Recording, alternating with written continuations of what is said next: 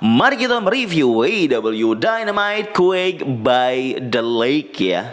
Saya rasa judulnya sejak awal sih cukup maksa ya, karena ini bukan bagian dari annually atau acara tahunan, show tahunannya AEW special televisinya. Tapi dibikin ada judul Quake by The Lake di sini, dan bukan judul utama, itu judul keduanya. Yang judul utamanya tetap Dynamite. Saya cukup heran di sini ya. Mungkin memang ada sesuatu yang spesial, dan memang sudah ada sesuatu yang spesial yang sudah disiapkan, yaitu kemunculan atau returnnya CM Punk muncul di akhir acara, siap untuk menghadapi the interim AEW World Champion, the real one versus the interim one, menuju all out. Kemungkinan besar ya menuju all out. Di awal ini sudah diisi dengan pertandingan yang cukup spektakuler, gimmick pertandingan coffin match. Kalau di WWE namanya casket match ya, tapi versi coffin match yang di AEW itu lebih ekstrim, dan juga coffin ataupun peti yang digunakan lebih berbeda dan terlihat lebih sederhana begitu ya, dan gampang dihancurkan. Dan di episode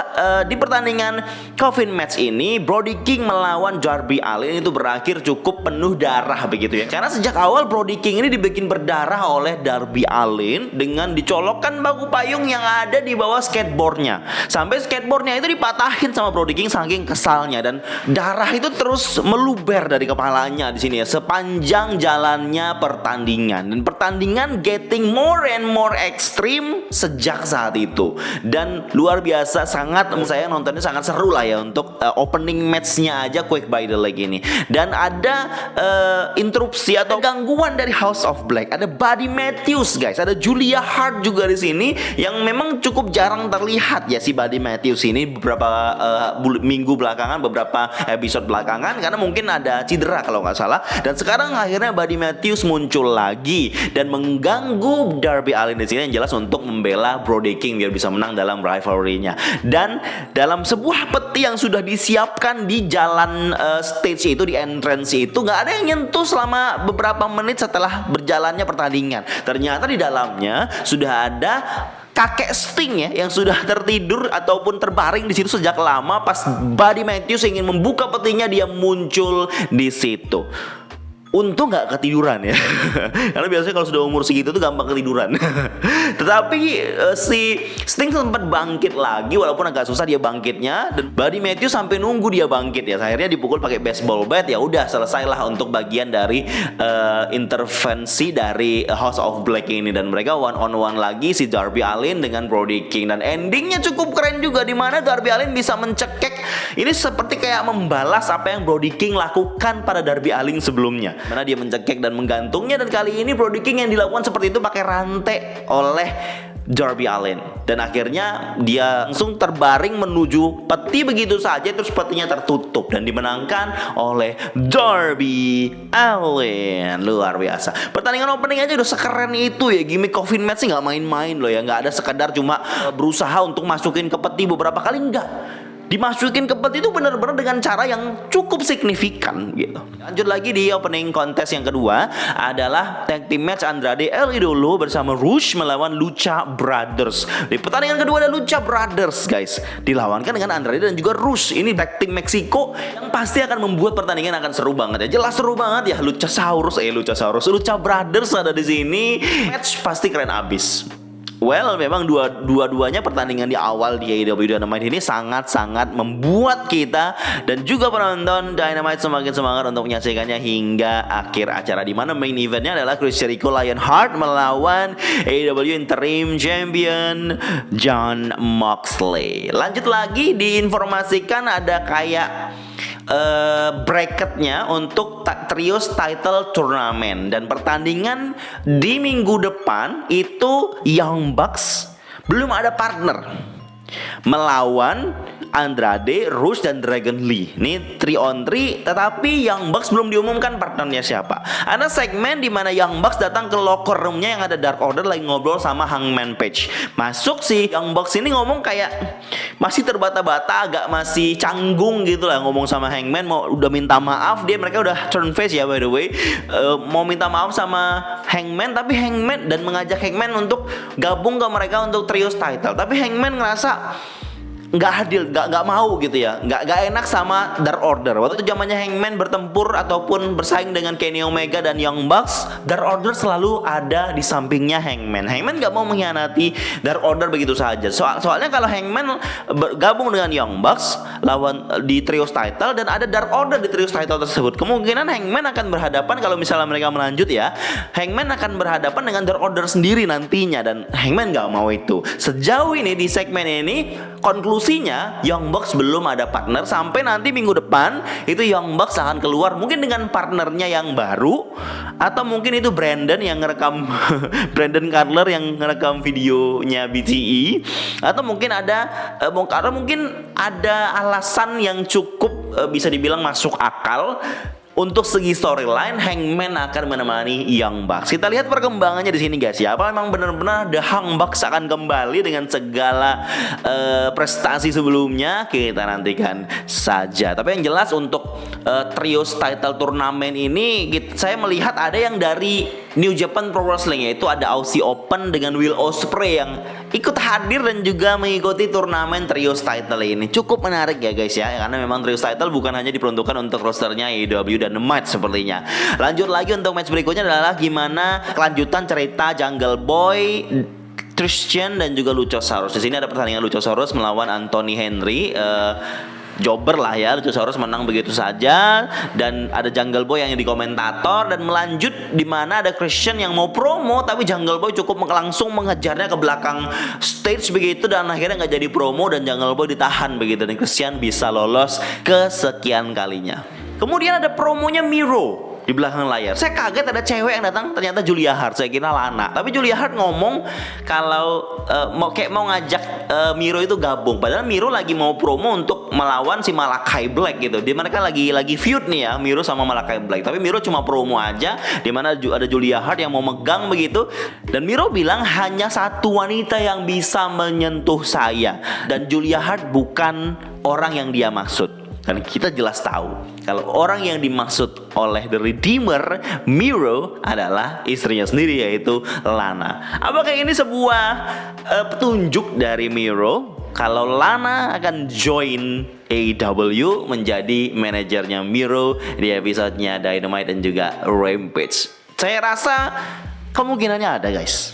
Lanjut lagi, Jay Little yang berpromo untuk mau lagi rematch untuk championship TNT yang kemarin kalah di Battle of the Belts yang ketiga, dimana setelah kalah pun Satnam Singh sama Sonjay Dutt menghajar Wardlow di sini ya, untuk ya pokoknya untuk meneruskan feud lah menurut saya. Terus lanjut di sini pada saat tantangan itu diberikan oleh Jay Little, Wardlow keluar, dan Wardlow keluar dia langsung menerima tantangannya Jay Little untuk rematch lagi. Dan pas dia semangat ini, dan langsung untuk malam ini saya ingin menghajar kalian bertiga. Tapi Wardlow tidak sendiri. Muncullah The Living Legends FTR, datang dengan semua title yang dia bawa begitu. Pokoknya 3 on 3 lah akhirnya di sini ya, saling menghajar satu sama lain, dan Wardlow FTR stands tall di AEW Dynamite. Lanjut lagi, kelanjutan storyline Ricky Starks dan juga Powerhouse Hobbs ya. Dari dimana Powerhouse Hobbs di sini nggak muncul di pertandingannya Ricky Starks melawan Aaron Solo, mantan tag timnya waktu di Independent. Pokoknya ada beberapa Factory juga di sini, dan menurut saya munculnya Factory dalam feud ini sudah cukup meramaikan lah. Jadi nggak begitu sepi, cuma Ricky Starks dengan Powerhouse Hobbs saja, dan juga ini bagian dari pengangkatan talent-talent yang ada di The Factory ya. The Factory by the way itu punyanya anak-anaknya Cody Rhodes ya di Nightmare Factory.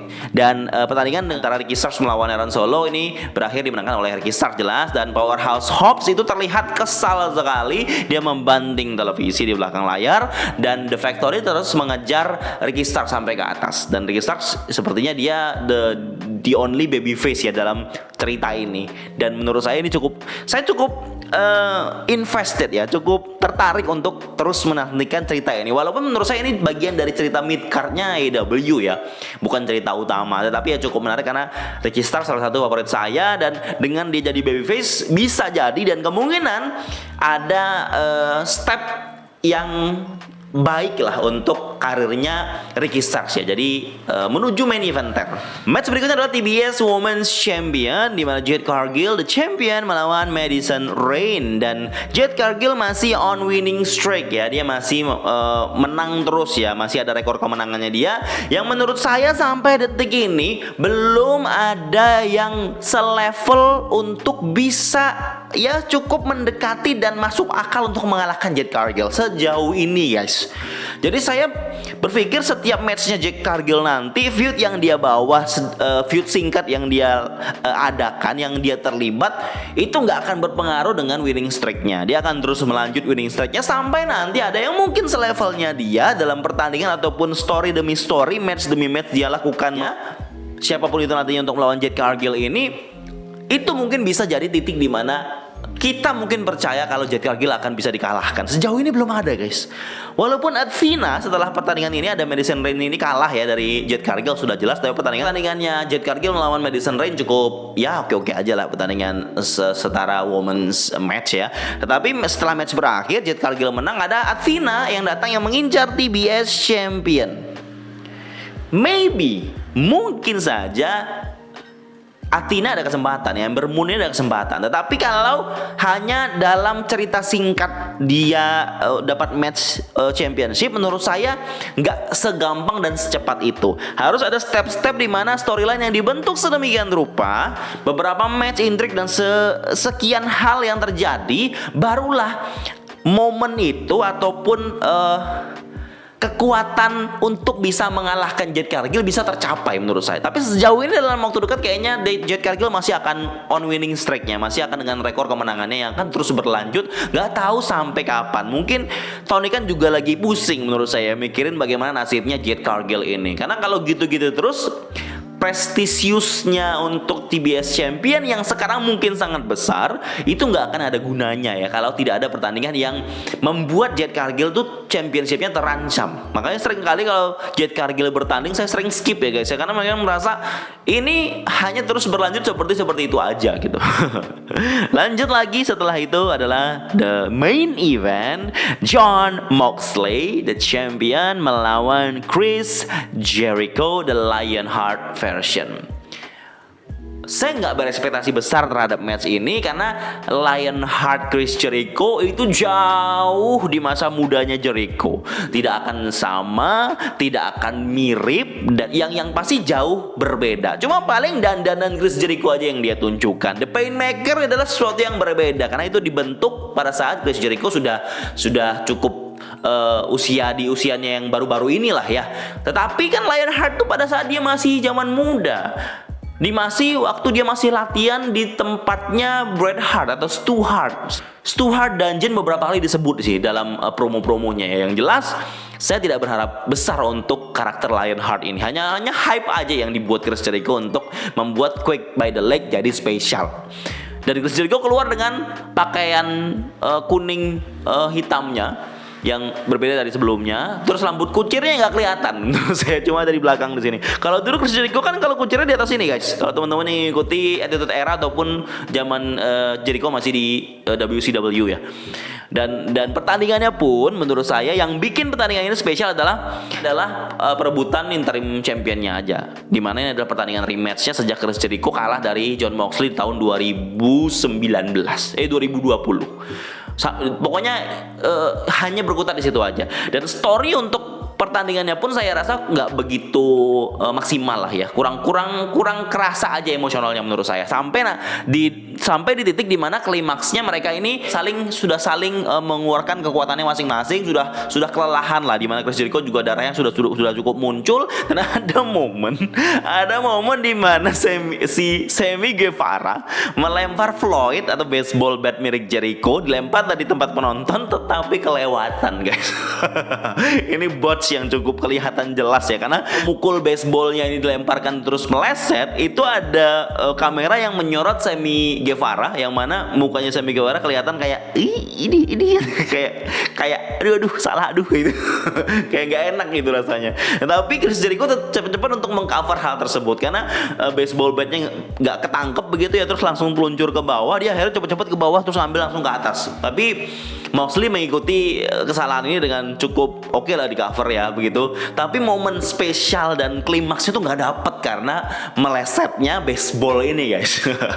Kesalahan itu cukup mengganggu klimaksnya menurut saya. Tapi memang itu bukan jadi titik akhir pertandingan. Sampai akhirnya Chris Jericho sudah kehilangan banyak darah dan dicekek beberapa kali, dikunci cekekan beberapa kali sama Moxley. Akhirnya Jericho menyerah karena memang titik menyerahnya Jericho ini menurut tes ya yang dari kursi komentator, dia bilang katanya itu tidak akan memalukan, dia tap out di sini atau dia menyerah di sini karena titik inilah titik di mana Jericho sudah berjuang sampai titik darah penghabisannya untuk mengalahkan Moxley. Tapi Moxley emang terlihat bisa dibilang lebih kuat di sini dan Jericho sudah kehilangan banyak darah, cekekan beberapa kali juga cukup membuat dia kalah dan tap out. Akhirnya Moxley bisa mempertahankan interim AEW World Champion-nya.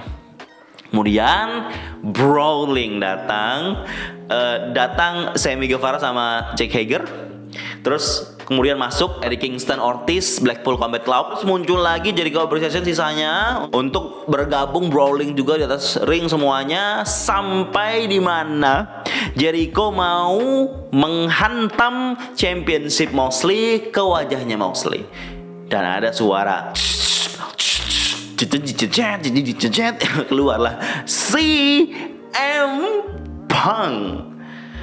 Saya sih tidak begitu kaget karena saya sempat lihat spoiler di Instagram ini, saya cukup sesali ya sekali. Tetapi kemunculan CM Punk di sini cukup mengejutkan menurut saya karena CM Punk bilang, dan saya juga sempat bilang di video-video sebelumnya, kalau CM Punk belum bisa muncul, CM Punk belum bisa pulih karena dia masih pemulihan, belum bisa bertanding karena dia masih pemulihan. Dan dia mungkin dan dia bilang dia jalan aja masih susah. Ini sekitar 3 minggu yang lalu. Dan mungkin itu waktu yang cukup untuk CM Punk bisa kembali return lagi dan bisa return menjelang All Out. Dan kemungkinan besar di All Out kita akan dapatkan champion versus champion. The real champion, the AEW World Champion versus interim AEW World Champion. Ini akan jadi All Out yang super keren ya karena the real champion, the undisputed AEW World Champion akan dipertaruhkan. Dari semua segmen tersebut, mana yang paling teman-teman sukai? Silahkan komen di bawah. Terima kasih.